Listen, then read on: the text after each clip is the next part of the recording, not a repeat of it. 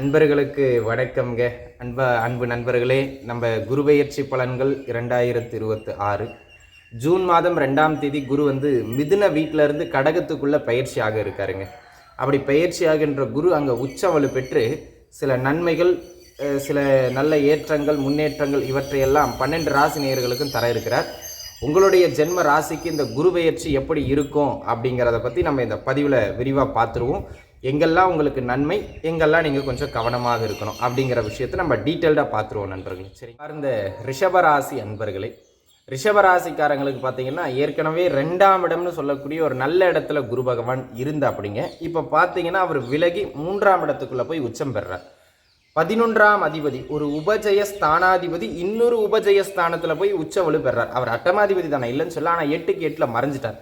அதனால் ரிஷபராசி அன்பர்களுக்கு அவர் பெரிய பாதகத்தை இந்த முறை செய்ய மாட்டார். கவலைப்பட வேண்டிய அவசியம் கிடையாது. முதல்ல நம்ம நன்மைகளை பார்த்துருவோம். 3ஆம் இடம்ங்கிறது தான் பயணம், 3ஆம் இடம்ங்கிறது தான் விரயம், 3ஆம் இடம்ங்கிறது தான் அலைச்சல், 3ஆம் இடங்கிறது தான் டூரு. ஆக மொத்தத்தில் இந்த குரு பெயர்ச்சி காலகட்டத்தில் இந்த ஒரு வருஷம் நீங்கள் மூமெண்ட்லேயே இருப்பீங்க.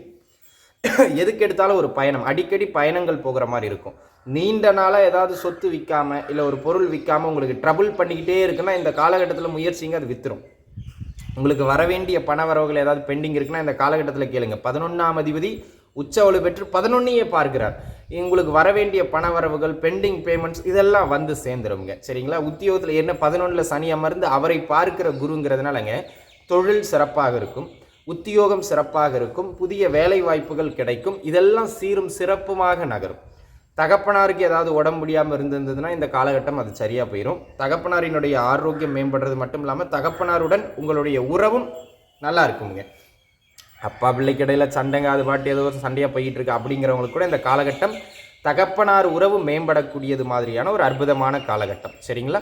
தொழில் விருத்தி ஏற்படுகின்ற காலகட்டம். இந்த பிரான்ச்சஸ்லாம் ஓப்பன் பண்ணலாம். புதிதாக தொழில் தொடங்குறவங்க தொடங்கலாம். உத்தியோகத்தில் சம்பள உயர்வுக்கு முயற்சிக்கிறவங்க, ப்ரமோஷனுக்கு முயற்சிக்கிறவங்க இந்த காலகட்டத்தில் முயற்சிக்கலாம். இது உங்களுக்கு மேன்மையை தரும். பூர்வீக சொத்துக்கள் சார்ந்த விஷயங்கள் அனைத்தும் கைகூடி வரும். 7ஆம் இடம்னு சொல்லக்கூடிய கலத்திரஸ்தானத்தை உச்ச குரு 11ஆம் அதிபதி பார்க்கிறது. திருமணத்திற்கு ஒரு நல்ல அற்புதமான அமைப்பு. அதேபோல் மறுமண அமைப்புகளுக்காக முயற்சிக்கிறவங்களுக்கும் இந்த காலகட்டம் சிறப்பாக இருக்கிறது. தாராளமாக முயற்சிக்கலாம். இளைய சகோதர வழிகளிலிருந்து சில நன்மைகள் உங்களுக்கு கிடைக்கிறது மாதிரியான அற்புதமான காலகட்டம். பூர்வீகத்திலிருந்து நல்ல செய்திகள் கிடைக்கிறது மாதிரியான அற்புதமான காலகட்டம். நம்முடைய தேசத்திற்குள்ளாகவே வெளியூரில் இருந்து வருமானம் ஈட்டுறதுக்கான முயற்சி யாராவது எடுக்கிறீங்க, இப்போ அதர் ஸ்டேட் போகணும்னு நினைப்பீங்க, சொந்த ஊரில் இருந்து டவுனுக்கு போய் வாழணும்னு நினைப்பீங்க, அந்த மாதிரியான அமைப்புகள்லாம் இந்த வருடம் ஈடேறக்கூடிய அமைப்பு உங்களுக்கு இருக்குங்க நண்பர்களே. சரிங்களா? அதே போல் குழந்தை பாக்கியத்திற்கும் இந்த காலகட்டம் மிக மேன்மையான காலகட்டம். நீங்கள் தாராளமாக முயற்சிக்கலாம். இந்த காலகட்டம் பார்த்திங்கன்னா ரிஷபராசிக்காரங்க இருக்கீங்க பாருங்க, அவங்களுடைய பிள்ளைகளுக்கு, உதாரணத்துக்கு நீங்கள் வயசான ஒரு ரிஷபராசிக்காரங்களாக இருக்கீங்க, ஒரு 60 வயசு கடந்துருச்சு, உங்கள் பிள்ளை படித்து முடிச்சுட்டு வேலை இல்லாமல் இருக்காருன்னா இப்போ வேலை கிடைக்கும். உங்கள் பிள்ளைகளுக்கு கல்யாணமாக, அதாவது உங்கள் பிள்ளைகளால் மனநிறைவு அல்லது பிள்ளைகளின் வளர்ச்சியை கண்டு மனநிறைவு, அப்படி இருக்கிற ஒரு காலகட்டம். பிள்ளைகளுக்கு முன்னேற்றம் சிறப்பாக இருக்கும் நண்பர்களே. அந்த விதத்தில் இது ஒரு நல்ல மேன்மை மிகுந்த காலகட்டம். ஓவராலாகவே குரு பெயர்ச்சி உங்களுக்கு ஏறத்தாழ சின்ன அலைச்சல் இருந்தாலும் நன்மை தான்.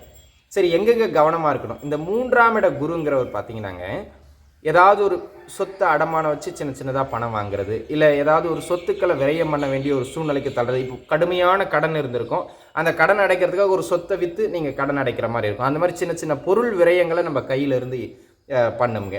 ரெண்டாவது பார்த்திங்கன்னா, இந்த 3ஆம் இடத்துல எப்பெல்லாம் குரு வராரோ எந்த ஒரு விஷயத்தையும் எடுத்தோம் முடித்தோம் அப்படின்னு இருக்காது. அது கொஞ்சம் அலைச்சல் திருச்சல் அப்படி கொடுத்து தான் காரியம் முடியும். இங்கே பாருங்கள், 11ஆம் இடம் வலுப்பெற்றதுனால காரிய வெற்றி உண்டு, பயப்பட வேண்டிய அவசியம் இல்லை. ஆனால் அது கொஞ்சம் அலைச்சல்களுக்கு பிறகு கிடைக்கும். காரியம் வெற்றி ஆகும்னா கொஞ்சம் மெனக்கெடுறது தப்பு கிடையாது. சரிங்களா? அதனால் மெனக்கெடுங்க, தப்பு இல்லை. அதே போல் 3ஆம் இடம் பார்த்தீங்கன்னா எதிர்பாராத நம்மளுடைய எனர்ஜியை லாஸ் பண்ணிக்கிட்டே இருக்கும். அது காரணம் என்னென்னா, நீங்கள் ஒரு விஷயத்தை பண்ணும்போது பிளான் பண்ணி பண்ண மாட்டீங்க, பார்த்துக்கலாம் நேரடியாக போயிடுவீங்க. அதனால் கால விரயங்கள், பண விரயங்கள் அதிகமாக ஏற்படும். அப்போ எந்த ஒரு செயல் செய்தாலும் என்ன பண்ண போகிறோம், ஏது பண்ண போகிறோங்கிற ஒரு சிந்தனையோட முன்கூட்டியே திட்டமிட்டு செய்கிறது நல்லது. திட்டமிடல் இல்லைன்னா ரொம்ப அலைச்சல்கள் ஏற்படும், பார்த்துருந்துக்கணும். அதே போல் இந்த காலகட்டம் தாயாருக்கு கொஞ்சம் சிறப்பான காலகட்டம் இல்லைங்க. தாயாருக்கு கொஞ்சம் மருத்துவ செலவுகளை ஏற்படுத்தக்கூடிய ஒரு அமைப்பு, அல்லது தாயாரை விட்டு நீங்கள் கொஞ்சம் விலகி இருக்கக்கூடியது மாதிரியான சூழ்நிலை, இந்த மாதிரியான சின்ன தொந்தரவுகளை ஏற்படுத்தும். தாயார் உறவில் மட்டும் கொஞ்சம் பார்த்து இருந்துக்கிறது நல்லது. மற்றபடி இந்த குரு பெயர்ச்சி உங்களுக்கு ஏற்கனவே ரிஷபத்திற்கு பொது பலன் நல்லா தான் இருக்குது. பொது பலன் நல்லா தான் இருக்குது. இந்த காலகட்டம் உங்களுக்கு குரு பெயர்ச்சியும் 3ஆம் இடம் சிறப்பில்லை என்றாலும் அவர்களுடைய பார்வைகள் நல்ல இடங்களில் விடுறதுனால இந்த காலகட்டம் நல்ல ஏற்றம். கணவன் மனைவிக்கிடையில் இருந்து வந்த பிரச்சனைகள் கூட குறையும். புதுசாக நீங்கள் எதுவும் பிரச்சனையை கலப்பாமல் இருந்தீங்கன்னா போதுமானது. சரிங்களா? தாயார் உடல்நிலையை மட்டும் பார்த்துக்கிடுங்க நண்பர்களே. மற்றபடி எல்லாமே சிறப்பாக இருக்குது.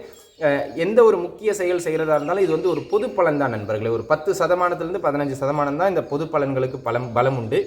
இது ஒரு வீடு கட்டுறது, தொழில் பண்ணுறது, இன்வெஸ்ட் பண்ணுறது, முக்கிய விஷயங்கள் ஏதாவது செய்ய போகிறீங்கன்னா எதுக்கும் ஒரு முறை உங்களுடைய சுய ஜாதகத்தை அருகாமையில் இருக்கிற ஜோதிடர்கிட்ட பார்த்துக்கிட்டு அதன் பிறகு இறங்குறது நல்லது. சரிங்களா? ஆக அனைத்து அன்பர்களும், இந்த ரிஷபராசி அன்பர்களும் இந்த குரு பெயர்ச்சியில் நன்மைகளை பெற எல்லாம் வல்ல பரம்பொருளை பிரார்த்தனை செய்து கொள்கிறேன். அனைவரும் நன்றாக இருப்பீங்க நண்பர்களை. மீண்டும் ஒரு நல்ல பதிவில் சந்திக்கலாம். சரிங்களா? பார்ப்போம். நல்லபடியாக இருங்க. இந்த குரு பெயர்ச்சி உங்களுக்கு நல்லாவே இருக்குது, பயன்படுத்திக்கிடுங்க. நன்றிங்க நண்பர்களே. நன்றி.